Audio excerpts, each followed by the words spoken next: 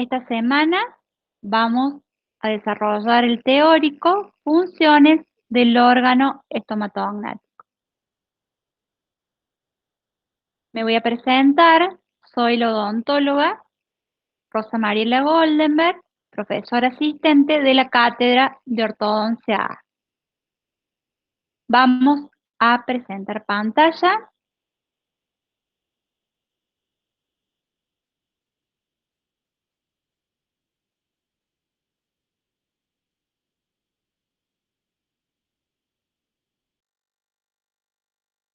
Como sabemos, las funciones del órgano estomatognático van a acompañar al crecimiento y desarrollo craneofacial durante toda la vida.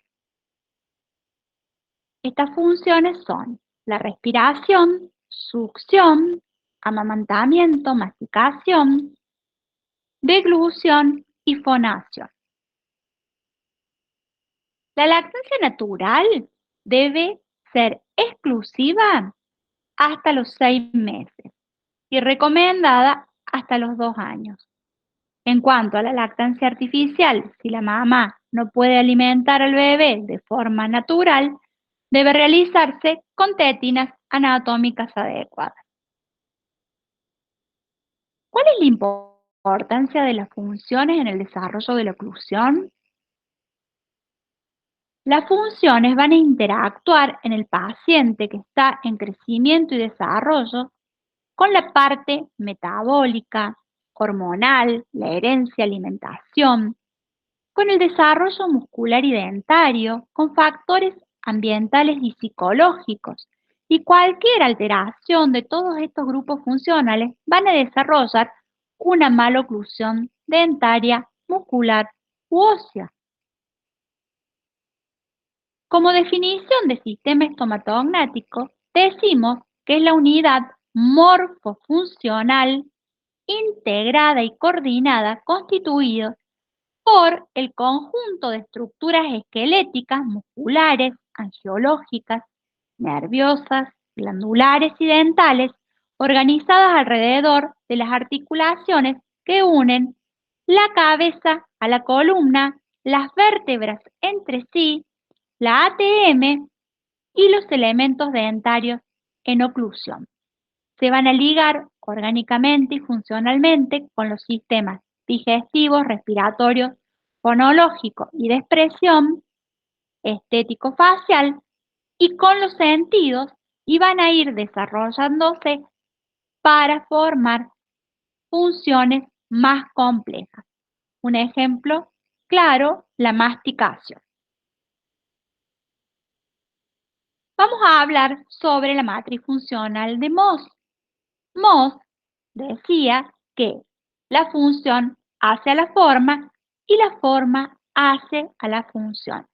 Y denominó matriz funcional al conjunto de tejidos blandos asociados con una sola función, junto a los elementos esqueléticos que lo componen. Él habló de una matriz funcional perióstica y dijo que esta matriz no solo estaba formada por músculos, sino también por vasos sanguíneos, nervios y glándulas, como de piezas dentales, y que si se alteraba la posición de los dientes, el hueso se iba a adaptar a la nueva posición cambiando. También consideró otras dos cápsulas, como la neurocraneal y la orofacial. La cápsula neurocraneal la denominó al espacio que está ocupada por el cerebro, por la masa neural, y la responsabilidad de esta es expandirse de modo compensatorio para permitir que crezca el cráneo. Y la cápsula orofacial dijo que estaba rodeada por la piel por fuera, la mucosa por dentro, y que era la encargada de proteger los espacios oronasofaringios. Que el crecimiento volumétrico de estos espacios hacían crecer al esqueleto craneofacial. En esta cápsula, la función predominante es la respiratoria. Las propiedades de los músculos son la elasticidad, la contractibilidad, la tonicidad, la reacción frente a los estímulos por medio de lo que denominamos arco reflejo, que es la unidad neurológica formada por una célula nerviosa sensitiva. Cada arco tiene un receptor, una neurona aferente, una sinapsis, una neurona eferente y un órgano efector, como por ejemplo los músculos y glándulas. Vamos a tener dos tipos de movimientos reflejos, los incondicionados y los condicionados. Los incondicionados son los que aparecen al nacimiento, como la respiración y la succión, también la tos. Y a medida que el sistema nervioso va madurando, se producen patrones de reflejos básicos en forma planificada, como por ejemplo la masticación, la deglución somática, que van a ser la base para los patrones de la actividad muscular.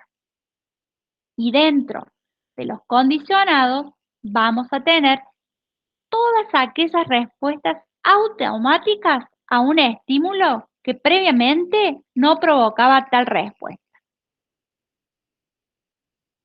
Un ejemplo, durante la masticación, cuando incorporamos un cuerpo extraño, un alimento duro, por el mecanismo de propiocepción, nuestro organismo trata de eliminarlo. Vamos a hablar del tono muscular porque es la base del reflejo de la postura. Se da en la longitud de descanso de equilibrio entre músculo y esqueleto y es un estado de tensión constante y leve. Ahora vamos a hablar sobre el sistema buccinador de Brody. Se denomina mecanismo buccinador de Brody al equilibrio muscular existente entre músculos externos e internos con respecto a las arcadas dentarias, que deben posicionarse en la zona denominada neutra. Significa que estos estímulos que provoca la lengua por dentro se van a equilibrar con la fuerza muscular externa formada anteriormente por el músculo orbicular de los labios, como dije antes, internamente por la lengua, en las partes laterales por el buccinador y posteriormente por el constrictor superior de la faringe que se inserta en el tubérculo faríngeo del occipital. Va a formar una cincha o cinta muscular que rodea las arcadas dentarias, manteniendo por su acción el patrón morfogenético del individuo. Se necesita un equilibrio muscular entre los músculos externos e internos en las arcadas dentarias para que se produzca una armonía en la oclusión.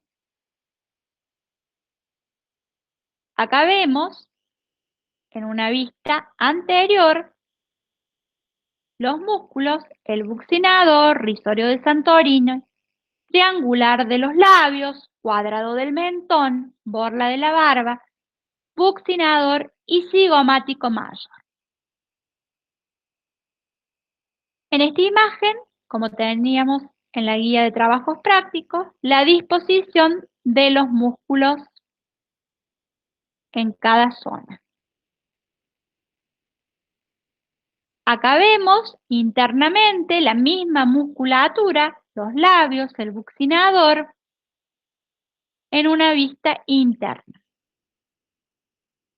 Tenemos que tener en cuenta también la zona de el haz buccinatriz o zona de modiolus, que está formado por la interacción muscular del orbicular superior de los labios y el haz inferior del buccinador junto con el orbicular inferior de los labios, que van a formar un rombo muscular superficial que si este rombo se encuentra alterado, va a aumentar la fuerza del buccinador y va a comprimir las bases óseas del paciente, desarrollándose una arcada superior triangular, característica muy frecuente en la succión digital. También tenemos en cuenta el paralelogramo de Godon, que es un mecanismo de compensación dentario para que los elementos se mantengan en su posición en esa zona neutra. Es fisiológico, los dientes van a presionar tanto en sentido mesiodistal como vertical a través de la relación de contacto y a través del contacto con sus antagonistas. Quiere decir que si falta algún elemento dentario, se va a elongar el opuesto o se va a mesializar el elemento contiguo, donde en ese espacio puede alojarse la lengua y desarrollar un hábito y también una maloclusión. Vamos a ver los músculos que movilizan la mandíbula. Vamos a tener los elevadores. Dentro de ellos, los propulsores, macetero y pterigoideo interno, acá los vemos, y los retropulsores, el temporal. Y los depresores, vamos a ver el propulsor, que es el pterigoideo externo, y los retropulsores, el digástrico, miloioideo y genioideo, que los podemos observar en estas imágenes. ¿Qué posibles alteraciones podemos tener cuando se rompe ese equilibrio entre la fuerza de los labios y la fuerza del buccinador, la zona neutra y la fuerza de la lengua? Vamos a poder posiblemente encontrar, esto es a modo de ejemplo porque lo vamos a ver más adelante en diagnóstico etiológico, labios incompetentes que pueden provocar diastemas, una cincha muscular fuerte puede comprimir a los elementos dentarios, apiñarlos en el sector anterior y comprimirlos en el sector posterior. Y si a eso se le suma que es un respirador bucal, la lengua va a descender y el buccinador va a comprimir ese maxilar, provocando, como vemos en este caso, una mordida cruzada. También en una posición baja de la lengua puede provocarse, acá en la lengua, la interposición lingual, una clase 3 funcional y si no es tratada puede transformarse en ósea. Ahora vamos a continuar con la masticación. Debemos masticar como mínimo 30 veces el alimento antes de deglutir para formar el bolo alimenticio. Vamos a ver las fases de la masticación según Murphy. Vamos a tener una fase preparatoria, una fase de contacto con los alimentos, una fase de aplanamiento, una fase de contacto con los dientes, una fase de molienda y una fase de oclusión céntrica. La masticación es un mecanismo neurofisiológico de alto grado de adaptabilidad. Interviene una fuerza oclusal y la salivación. ¿En qué consiste? Simplemente en incidir y triturar los alimentos para que junto a la saliva se forme el bolo alimenticio, que sería la primera fase de la digestión. La saliva es estimulada por los movimientos de circunducción de la masticación y es normal que se realicen 30 impactos masticatorios en cada bocado. Ahora vamos a ver que existen distintos tipos de masticación. La maceterina es la ideal y normal y se va a realizar un movimiento circular o de circunducción donde van a intervenir movimientos protrusivos, de lateralidad, que son intrabordeantes, donde se producen desgastes cuspídeos en todos los elementos, y es la que deben tener los niños con dentición primaria completa. ¿Qué beneficios tiene esta masticación maceterina?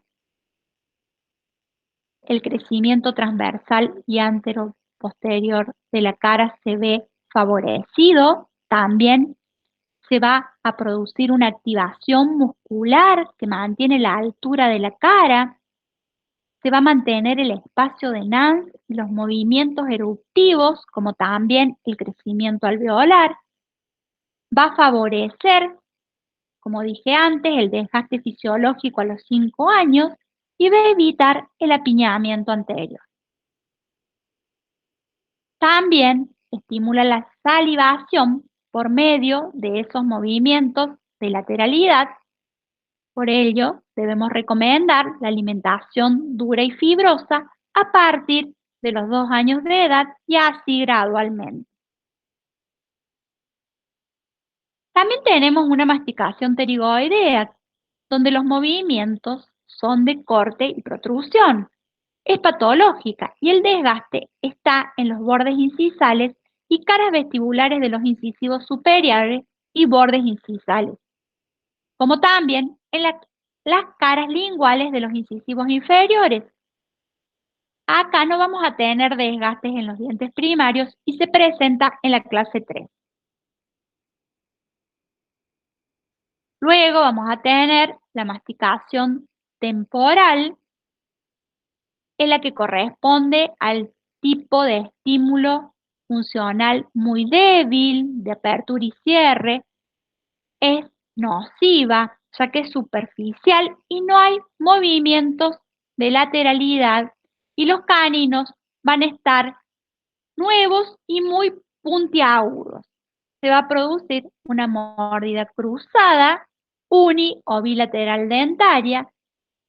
Como no tenemos esos desgastes cuspídeos, los dientes posteriores también pueden tener tendencia a la mordida profunda, al apiñamiento o a producir lo que se llama el síndrome de pereza masticatoria, donde el paciente abre y cierra la boca sin esos movimientos de lateralidad, o sea que masca, no mastica, masca, y deglute sin formar bien el bolo alimenticio, y puede presentar una clase 2, masticación temporal.